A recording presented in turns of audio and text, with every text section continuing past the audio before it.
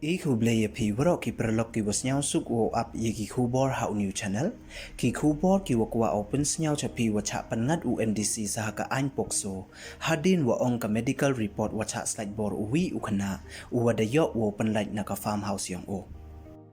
The Chah was dang Cheki Kubor, Ladam pu emu de subscribe your new channels nya bhai subscribe, we ngat how to bell we em tu khanang we yok ten cho piu yo Yiki Kubor watme, the tons dang Cheki Kubor. Nin kasngi ka arpo pratarik ubna wenyau haja arpo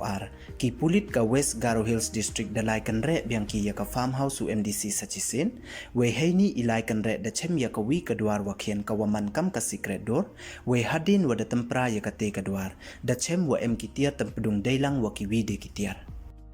kat kam ki Kubor wa de yo ki pulit de yo ki wo kem hadu chispa tali ki detonator le phausan tali ki gelatin stick khatsan tali ki khnam waso tali ki rente ya ki te ki tiar ki wada kem da chimkti ya ki de ki pulit dei wa em lang le ki wasakhi na ki bro pai ba hajrong ini ki pulit de PNgat ki le ya ubernat hapo ki kandon yong ka an Explosive Substance Act 1908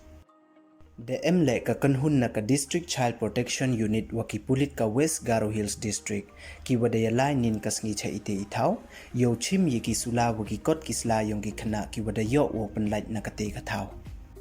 ka Kubor was nyaw sa romwan man ko kamni wa ka medical report ka wada de ki doctor da ongko wa uwi ni ki Khynnah wadayo ki wo penlight na ka farmhouse ubernat da chem wada cha slaitbor u kamte da ujor FIR wa thame biang percha ya ubernat hapo ki kendon yong ka an POCSO ne Protection of Children from Sexual Offense Act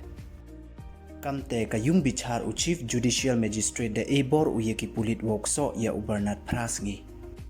te du kini don hi khublei chipon